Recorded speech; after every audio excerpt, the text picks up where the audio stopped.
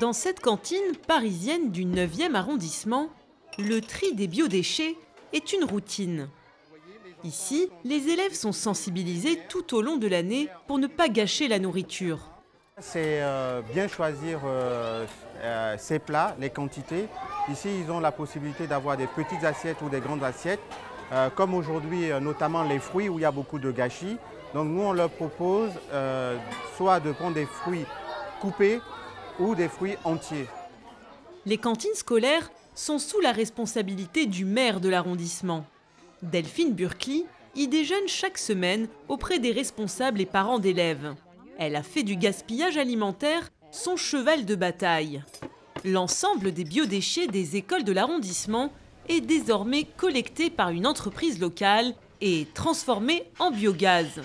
Depuis septembre 2017, 40 tonnes de déchets organiques ont été valorisés.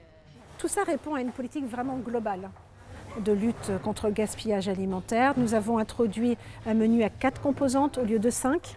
Nous avons travaillé aussi à des menus moins carnés avec l'introduction d'un menu végétarien une fois par semaine.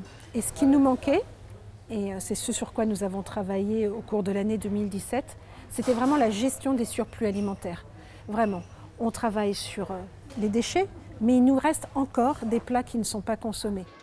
Les surplus alimentaires, ce ne sont pas les repas non consommés ici par les élèves, mais ceux fabriqués en trop en amont.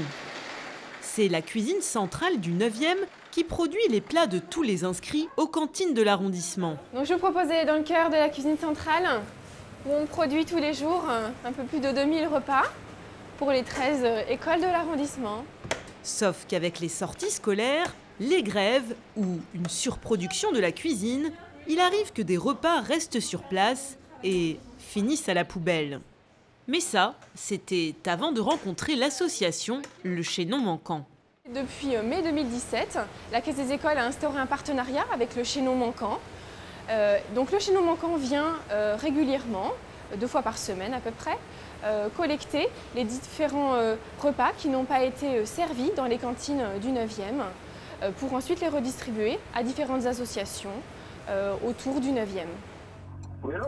Oui, bonjour, Martin du Chaînon Manquant. Oui, voilà, venez. Allez. Voilà. Grâce à ce partenariat avec la Caisse des écoles du 9e, le Chaînon Manquant récupère par semaine 60 kg de nourriture, soit environ 120 repas. Aujourd'hui, on a de la purée de patates douces et on a de la tartiflette. Le Chaînon Manquant dispose de 90 partenaires professionnels qui lui font don de leurs invendus ou de leur surproduction. L'association s'est démarquée dans la lutte contre le gaspillage alimentaire en Île-de-France. Elle livre quasi immédiatement la nourriture auprès des structures demandeuses grâce à ses camions frigo électriques.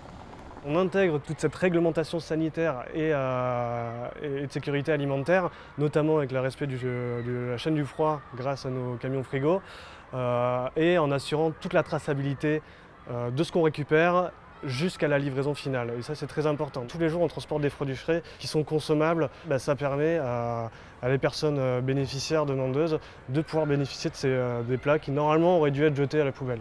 Bonjour. Les repas des écoliers du 9e arrivent quant à eux chaque semaine chez Coalia, un centre d'accueil pour mineurs en situation d'urgence. Ces jeunes ont un quotidien assez difficile.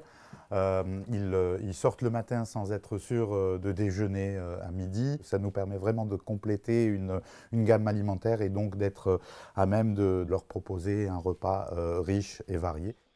Avec ses 3 salariés, ses 3 camionnettes et ses 150 bénévoles, une association comme le Chaînon Manquant arrive à récolter et distribuer 1,5 tonne d'invendus alimentaires par semaine, soit 2500 repas.